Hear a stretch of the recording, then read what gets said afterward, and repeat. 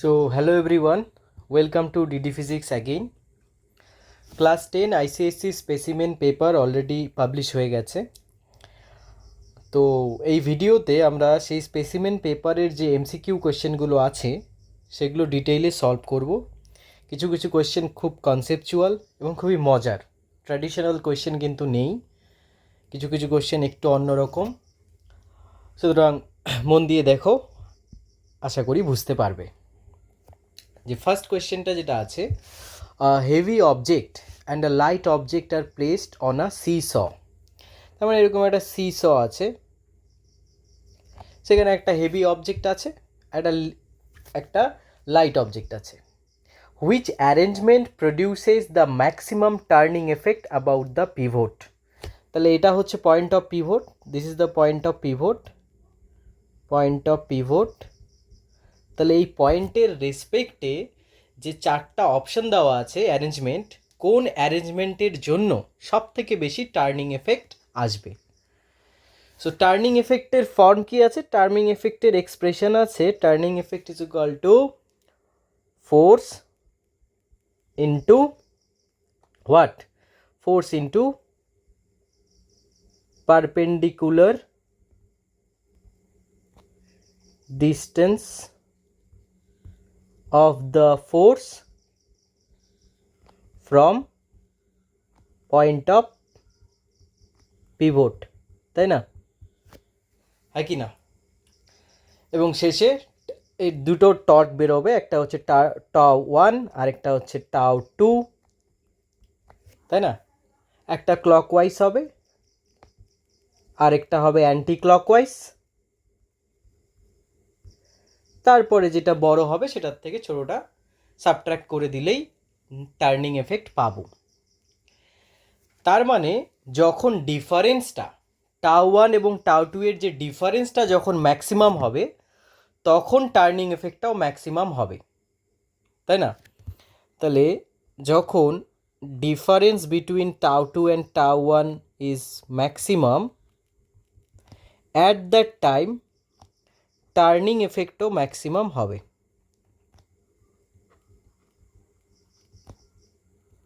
Fine. আচ্ছা, তো tau 2 ধরছি আমি, টাউ 2 কিসের জন্য ধরছি? হেভি অবজেক্টের জন্য ধরছি, ওকে, হেভি অবজেক্টের জন্য ধরছি টর্ক। আর টাউ 1 কিসের জন্য ধরছি? লাইটার অবজেক্টের জন্য ধরছি টাউ 1। তার মানে এই টাউ 2 ডিফারেন্স টাউ 1 ম্যাক্সিমাম কখন হবে? যখন টাউ 2 কী হবে, সব থেকে বেশি হবে, সব থেকে বেশি পসিবল হবে, এবং টাউ 1 সব থেকে মিনিমাম হবে, তখন তো ডিফারেন্সটা কী হবে? ম্যাক্সিমাম হবে।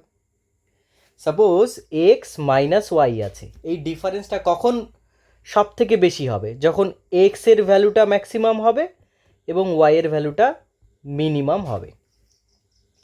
তাহলে টাউ 2 যদি ম্যাক্সিমাম করতে চাই তাহলে কি করতে হবে? টাউ 2কে ম্যাক্সিমাম করতে গেলে ফর ম্যাক্সিমাম টাউ 2 ওয়েটটা কি হতে হবে? ম্যাক্সিমাম হতে হবে। হেভি অবজেক্টের ওয়েট তো বেশি হবেই, প্লাস ডিস্টেন্সটা যেটা আছে ডিস্টেন্সটাও কী হতে হবে? ম্যাক্সিমাম হতে হবে। তার মানে কি? তার মানে পয়েন্ট অফ পিভট থেকে সেই অবজেক্টটা যেন অনেক দূরে থাকে, হেভি অবজেক্টটা যেন অনেক দূরে থাকে। সো দ্য অবজেক্ট, এক minute, the object must be placed at maximum distance from the point of pivot. এটা করলে আমার কি হবে? টাউ 2টা হেভি অবজেক্টের জন্য যে টর্কটা সেটা ম্যাক্সিমাম হবে। ফর মিনিমাম টাউ 1 এর ওয়েটটা কী হতে হবে? হালকা হতে হবে। তো হালকা অবজেক্টের জন্যই তো আমরা টর্কটা নিয়েছি টাউ 1। সো যেটা ওয়েট আছে এটা অলরেডি মিনিমাইজড আছে, সো মিনিমাম ওয়েট, তার সাথে সাথে কী করতে হবে? ডিস্টেন্সটাও মিনিমাম করতে হবে। তার মানে ডিস্টেন্স যেন মিনিমাম হয়। তার মানে object must be placed নিয়ারার to the point of pivot. অর্থাৎ এই আমার সিস আছে, হেভি অবজেক্টটাকে যতটা পারা যায় দূরে রাখতে হবে এবং লাইটার অবজেক্টটাকে যতটা পারা যায় কাছে রাখতে হবে। তাহলে কি হবে? তাহলে এই হেভি অবজেক্টের জন্য টাউ টুটা হবে ম্যাক্সিমাম, এই লাইটার অবজেক্টের জন্য টাউ ওয়ানটা হবে মিনিমাম, এবং এদের যে নেট এফেক্টটা that is tau two minus tau one, that will become maximum. তার মানে ম্যাক্সিমাম টার্নিং এফেক্ট আমরা পাবো। তাহলে কনক্লুশন আমাদের কি হলো? যে হেভি অবজেক্টটাকে দূরে রাখতে হবে সিস থেকে, আর অন্য সাইডে লাইটার অবজেক্টটাকে সিস থেকে যত পারা যায় কাছে রাখতে হবে। এবার আমরা অপশান পড়ব। Both objects near the pivot on opposite sides, না এটা করলে হচ্ছে না, এটা করলে ম্যাক্সিমাম টার্নিং এফেক্ট পাচ্ছি না, so A is not correct. Heavy object close to the pivot, light object at the far end of the opposite side, না এটাও হচ্ছে না। তাহলে হেভি অবজেক্টের জন্য টর্ক কমে যাবে তো, কারণ ডিস্টেন্সটা কমে যাচ্ছে, টর্ক কমে যাবে। ফাইন, তাহলে বিও হচ্ছে না। সি দেখি, light object close to the pivot, heavy object at the far end on the opposite side. Yes, আমরা এতক্ষণ এটা বের করছিলাম, এই কনক্লুশনটাই বের করছিলাম। তার মানে অপশান সি। ওকে ফাইন, ভালো কোশ্চেন ছিল। চলো নেক্সট কোশ্চেনে যাওয়া যাক। নেক্সট কোশ্চেন খুবই একটা ইজি কোশ্চেন। কি আছে? The energy transformation taking place during photosynthesis in plants. তো সেটা কী হবে? Light energy two chemical energy. এটা এক্সপ্লেন করার মতো কোনো ব্যাপার নেই, এটা টোটালি একটা রিকল, মনে থাকলে করতে পারবে, আর এইসব মনে থাকেই, ঠিক আছে? ফাইন, নেক্সট কোশ্চেনে যাই। দেখো নেক্সট কোশ্চেন কি বলেছে, two balls A and B have the same gravitational potential energy. দুটো বল আছে এ আর B, they have the same potential gravitational potential energy. মনে করো এটা হচ্ছে বল এ, এটা হচ্ছে বল বি। বলেছে দুজনের গ্র্যাভিটেশনাল পোটেনশিয়াল এনার্জি সমান, তার মানে U A is equal to U B. Alright, ball A is 6 times the mass of ball A is 6 times the mass of ball B. তার মানে এখানে যে গ্র্যাভিটেশনাল পোটেনশিয়াল এনার্জি আছে এটাকে আমরা এইভাবে লিখতে পারি MAGHA, because we know the form of gravitational potential energy is MGH. UB is equal to MBGHB. Fine. এবার বলেছে বল A is 6 times the mass of ball B. তাহলে বল বি এর মাস যদি হয় এম, তাহলে বল এর মাস হবে 6m, রাইট? নাও পুট এর মাস কত? 6m into G into H A, B এর মাস হচ্ছে M into G into H B. G cancel out হয়ে যাচ্ছে, এম ক্যান্সেল আউট হয়ে যাচ্ছে, থেকে যাচ্ছে 6 into H A is equal to H B, or H A is equal to 1/6 of HB. তাহলে height of A is 1/6 of B. হ্যাঁ, option C দেখো match করে যাচ্ছে, অপশান সি ম্যাচ করে যাচ্ছে। Alright, option C, height of A is 1/6 the height of B. Fine, let's go to the next question. This is a good question, very good question. দেখো কি বলেছে, the velocity ratio of a block and tackle system of 3 pulleys with the effort in upward direction. তার মানে একটা block and tackle system তৈরি করতে হবে যেখানে এফোর্টটা যেন আপওয়ার্ড ডিরেকশানে থাকে, যেখানে এফোর্টটা যেন কি থাকে? আপওয়ার্ড ডিরেকশানে থাকে। এটা খুবই ইমপ্র্যাকটিক্যাল, এটা টোটালি একটা থিওরিটিক্যাল কনসেপ্ট, কারণ ব্লক অ্যান্ড ট্যাকেল সিস্টেম তৈরি করছো, আবার ওপরের দিকে এফোর্ট দিচ্ছ, তাহলে তোমার আর লাভ কী হচ্ছে আলটিমেটলি, রাইট? তো যাই হোক, যতই থিওরিটিক্যাল কোশ্চেন থাকুক, আমরা ব্যাপারটাকে আঁকার চেষ্টা করি। ফাইন। তাহলে ব্লক অ্যান্ড ট্যাকেল সিস্টেমে যদি ওপরের দিকে এফোর্ট দিতে হয়, ঠিক আছে, তাহলে তোমার নিচের ব্লকে রাখতে হবে অবশ্যই দুটো পুলি রাখতে হবে নিচের ব্লকে, আর ওপরের ব্লকে রাখতে হবে একটা পুলি। ঠিক আছে, এই ধরো আমি ওপরের দিকে এফোর্ট দিচ্ছি। ফাইন। তাহলে এই যে স্ট্যান্ডসটা আছে, আমার ছবিটা খুবই বাজে হবে, বাট এই যে স্ট্যান্ডসটা গেল এর উপর দিয়ে। ফাইন। তারপরে কি আসলো, এটা এইখানে আসলো, এসে এইখানে হুক দিয়ে কানেক্ট হলো। ফাইন। ঠিক আছে, এটা হচ্ছে কি ডায়াগ্রাম, ব্লক অ্যান্ড ট্যাকেল সিস্টেমের diagram with 3 pulleys plus effort in upward direction. So this is impractical. Theoretical পার্সপেক্টিভে ঠিক আছে, but it is impractical. So এবার কি জানি আমরা, আমরা জানি V R, that is velocity ratio, is equal to number of strands, right? Number of strands. তাহলে এবার গোনো কটা নাম্বার অফ স্ট্র্যান্ডস আছে। 1 2 3 4। কটা আছে? 1 2 3 4। সো নাম্বার অফ স্ট্র্যান্ডস হয়ে গেল কটা? 4। তো ভেলোসিটি রেশিও কত হবে স্যার? 4। এক্স্যাক্টলি, ভেলোসিটি রেশিও হয়ে যাবে কত? 4। ফাইন। চলো নেক্সট কোশ্চেনে যাওয়া যাক। Next question, if red, blue, green and yellow, red, blue, green and yellow lights are allowed to enter the same glass block with the same angle of incidence, then for which color will the angle of deviation be greatest? So angle of deviation সব থেকে বেশি কার হবে? Angle of deviation সব থেকে বেশি হবে যার wavelength সব থেকে কম আছে, যার ওয়েভলেন্থ সব থেকে কম আছে। তার মানে angle of deviation will be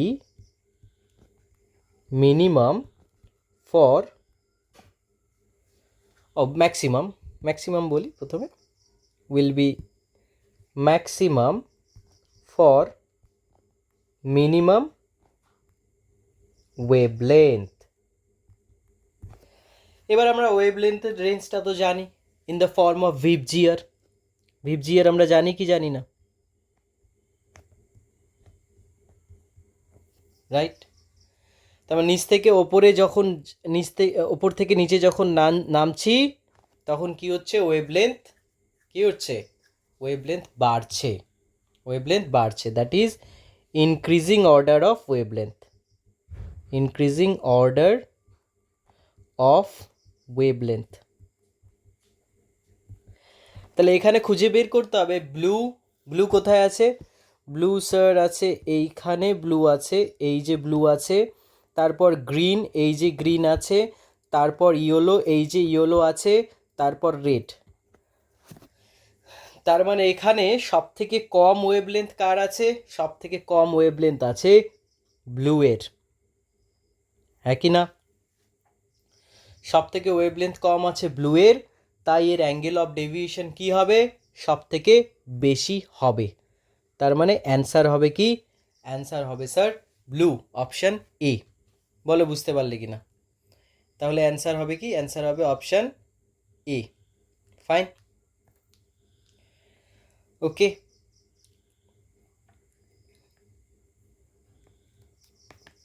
fine, চলো নেক্সটে যাওয়া যাক। নেক্সট কোয়েশ্চেন, নেক্সট কোয়েশ্চেন দেখো কি বলেছে।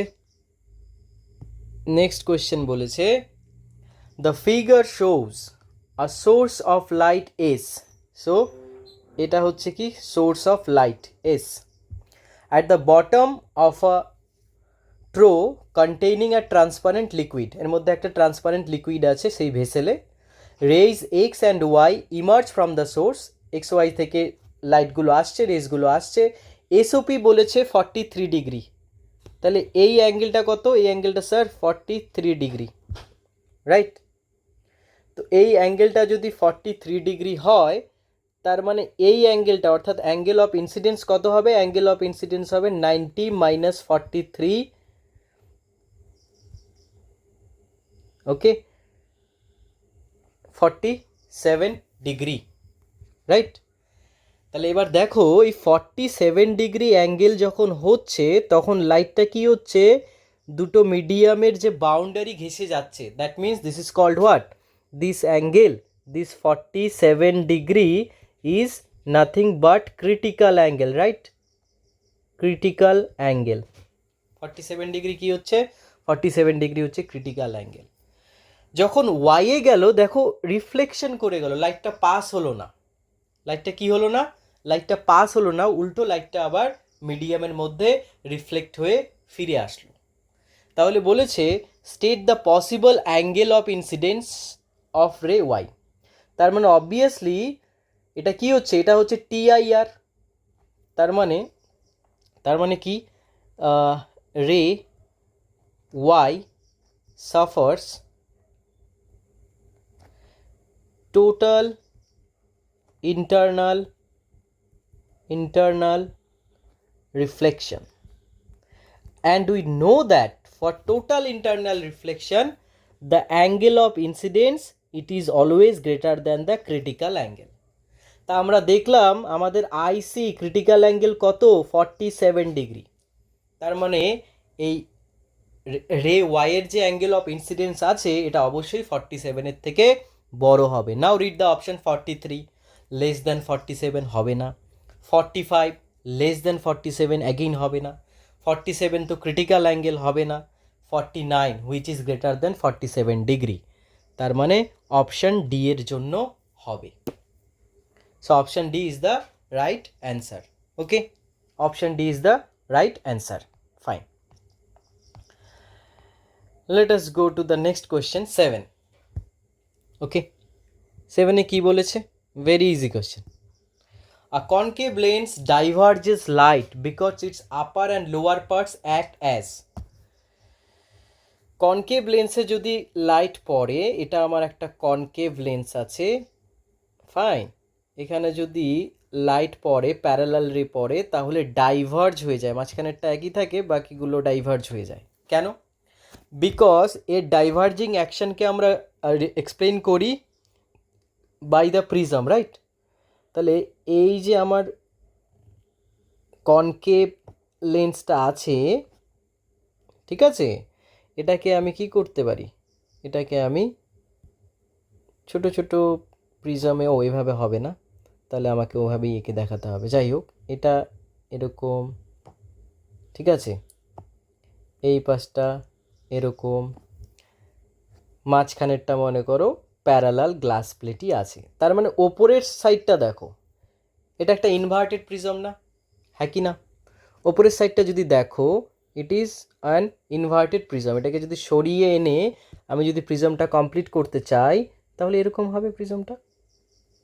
তার মানে কি? ইনভার্টেড প্রিজম ছিল, যার মাথাটা ভাঙা আছে, মনে করতে পারো।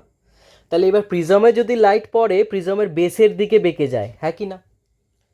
যখন প্রিজমটা এমন একটা মিডিয়ামের মধ্যে আছে যার রিফ্র্যাক্টিভ ইন্ডেক্স প্রিজমের থেকে কম, তাহলে সেই মিডিয়াম থেকে যদি প্রিজমের লাইট এন্টার করে, তাহলে লাইট প্রিজমের বেসের দিকে বেঁকে যায়। এটা তো আমরা পড়েছি, তাই না? তাই এই প্রিজমের অ্যাকশন দিয়ে ডাইভার্জিং অ্যাকশনকে আমরা এক্সপ্লেন করতে পারছি। তাহলে কি? তাহলে অপশান হচ্ছে, কোন অপশানটা দেব? অপশান হচ্ছে ইনভার্টেড প্রিজম। ইনভার্টেড প্রিজম, উল্টো প্রিজম আছে। ওকে, ফাইন। নেক্সট অপশনগুলো জাস্ট পড়ে নিই। আপরাইট প্রিজমস, না আপরাইট, না আপরাইট অ্যান্ড ইনভার্টেড, না সব ইনভার্টেড। নিচেরটাও তো ইনভার্টেড আছে, হ্যাঁ কি না? বোঝা গেল? নিচেরটাও তো ইনভার্টেড আছে। ফাইন। 1 মিনিট, নিচেরটা ইনভার্টেড নেই, নিচেরটা ইনভার্টেড নেই। ওকে, এক্স্যাক্টলি নিচেরটা ইনভার্টেড নেই, আমি জাস্ট এই ছবিটা দেখেই বুঝতে পারছি। 1 মিনিট, এই তো প্রিজমের কম্বিনেশনগুলো, প্রিজমটাকে আমি আঁকার চেষ্টা করছি। হ্যাঁ,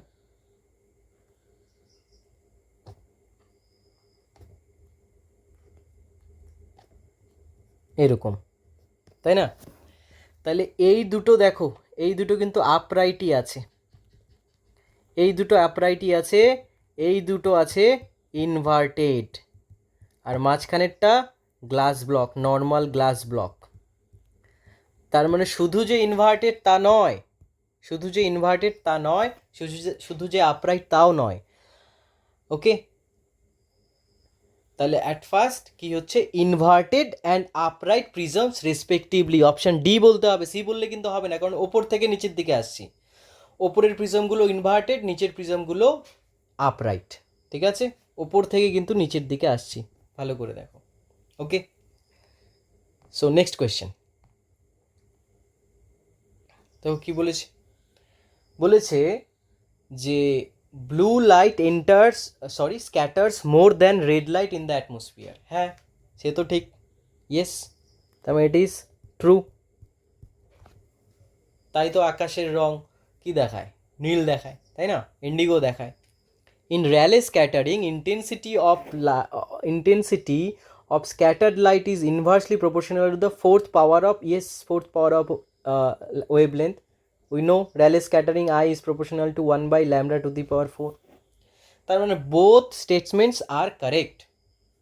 So both statements are true. Fine. Both statements are true. এটা ইজি কোশ্চেন ছিল, ইজি কোশ্চেন ছিল। ওকে, নেক্সট কোশ্চেন। নেক্সট কোশ্চেন কি বলেছে, two sound waves x and y have the same amplitude and the same wave pattern. Okay, but their frequencies, okay, frequency of x দেওয়া আছে কত 60 Hz and frequency of y দেওয়া আছে কত 120 Hz, double frequency, then x will be shriller. এবার যার frequency বেশি সে কি হয়, শ্রিল হয়। মোর ফ্রিকোয়েন্সি কি হবে, শ্রিল হবে। ফাইন, মোর ফ্রিকোয়েন্সি কি হবে, শ্রিল হবে।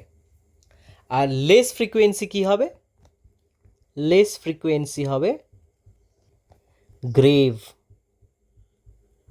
ফাইন, তাহলে অবভিয়াসলি ওয়াই শ্রিল হবে এবং এক্স গ্রেভ হবে, সরি। তাহলে X will be grave, Y will be shriller. Option B, option B is the right answer, option B. Fine, easy ছিল। Next question from radioactivity. Fine, a radioactive nucleus has 90 protons and 140 neutrons. তাহলে number of proton কত, number of proton হচ্ছে 90, number of neutron কত 140। তাহলে sir মাস number কত হবে, proton number plus neutron number, তার মানে 140, 140 প্লাস 90, তার মানে কত হচ্ছে 230। ইট আন্ডারগোজ টু সাকসেসিভ আলফা ডিকেস, মানে দুটো পরপর আলফা পার্টিকেল ওর মধ্য থেকে বেরিয়ে গেল। What are the mass number and atomic number of the final nucleus. So ধরো এক্স ছিল এলিমেন্টটা, তার মাস নাম্বার ছিল 230, তার প্রোটন নাম্বার বা অ্যাটমিক নাম্বার ছিল 90। এখান থেকে প্রথমে একটা আলফা বেরিয়ে গেল, তাহলে একটা আলফা বেরোলে মাস নাম্বার 4 ইউনিট কমে যায়, অ্যাটমিক নাম্বার 2 ইউনিট কমে যায়, মানে মাস নাম্বার হবে কি 226, অ্যাটমিক নাম্বার হবে কি 88, তাই না? আবার আরেকটা আলফা বেরিয়ে গেল, সাকসেসিভ আলফা ডিকেস, 2 সাকসেসিভ আলফা ডিকেস যেহেতু, তাহলে মাস নাম্বার আবার 4 কমবে 222, আর অ্যাটমিক নাম্বার আবার 2 কমবে 86, ফাইন। তাহলে এটা হচ্ছে আমার ফাইনাল এলিমেন্ট, এই জেডটা হচ্ছে আমার কি ফাইনাল যে এলিমেন্টটা পেলাম সেটা, ফাইনাল নিউক্লিয়াস। তাহলে আমার ফাইনাল নিউক্লিয়াসে আমার অ্যাটমিক নাম্বার কত, 222, আমার অ্যাটমিক নাম্বার হচ্ছে 86 আর মাস নাম্বার হচ্ছে 222। ওকে ফাইন, তাহলে mass number is 222, atomic number 86, option A. Fine, next question. Next question খুবই easy question. According to the old convention the colour of the earth wire is, colour of the earth wire কী হবে old convention অনুযায়ী, green হবে। Okay, green, fine.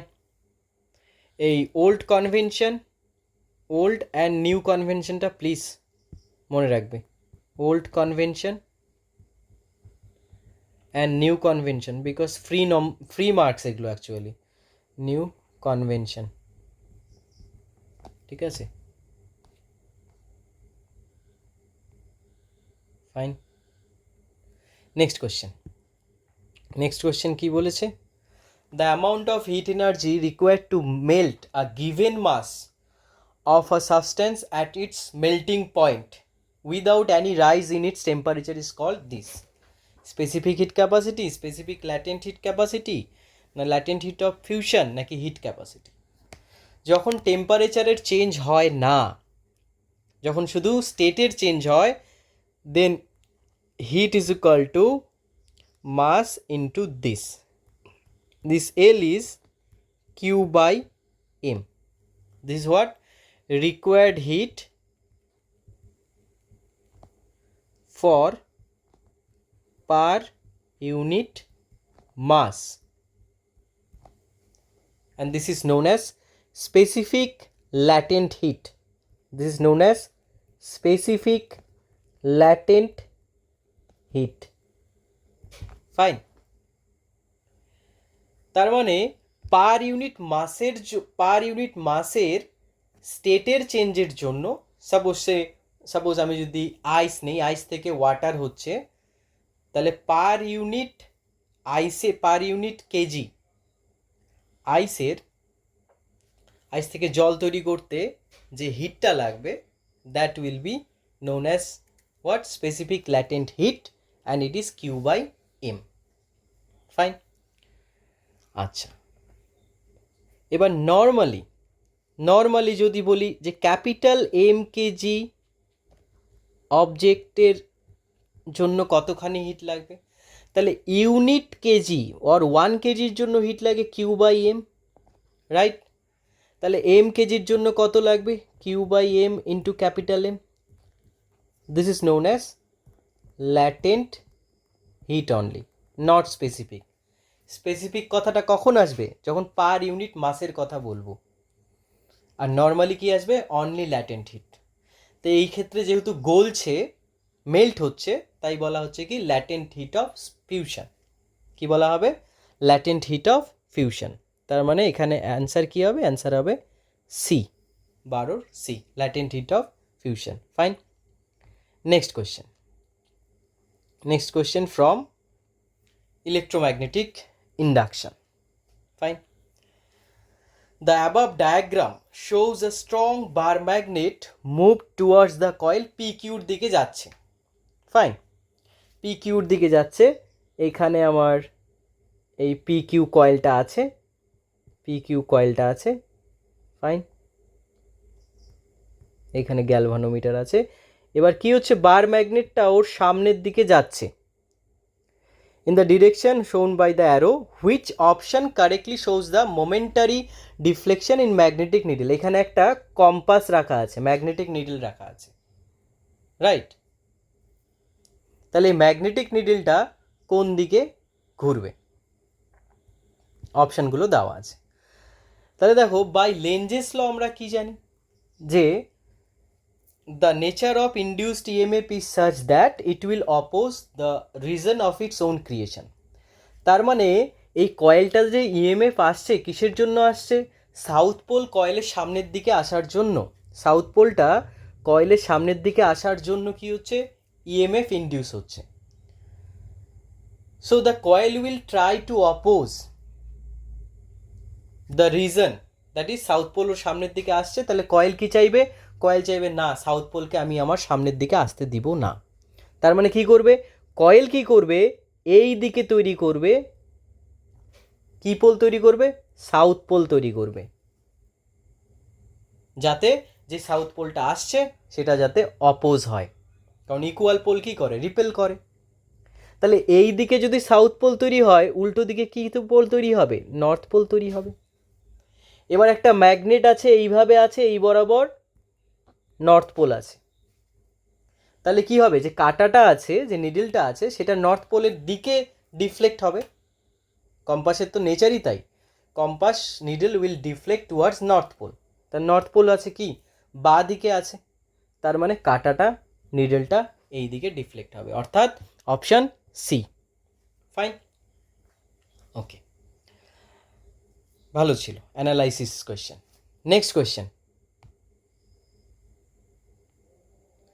metallic wire, okay, metallic wire is traced in such a way that its new length becomes twice the original length.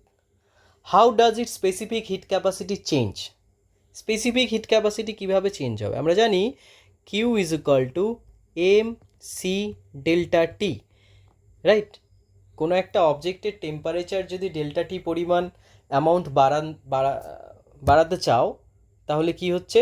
কি hit দিতে হবে? Q is equal to mc into delta t, where c is the specific heat capacity, right? And this specific heat capacity is solely a property of the matter only, or nature of the material. It depends on nature of the material. তার মানে C depends on nature of the material. Okay, it does not depend on geometry. It does not depend on geometry, জিওমেট্রির উপরে নির্ভরই করে না, ডিপেন্ডই করে না। তা লেন্থ বাড়াও কমাও যা খুশি করো, specific hit capacity always same থাকবে। তাহলে অপশান কী হবে? অপশান হবে D, remains the same. Okay, fine. Next question, last MCQ question, এবং আমরা আজকে শুধু এমসিকিউ করব। প্রত্যেক দিন বা একদিন প্রত্যেকটা ভিডিও এক একটা সেকশনের জন্য রাখবো আর কি, বা এক একটা সেটের জন্য রাখবো।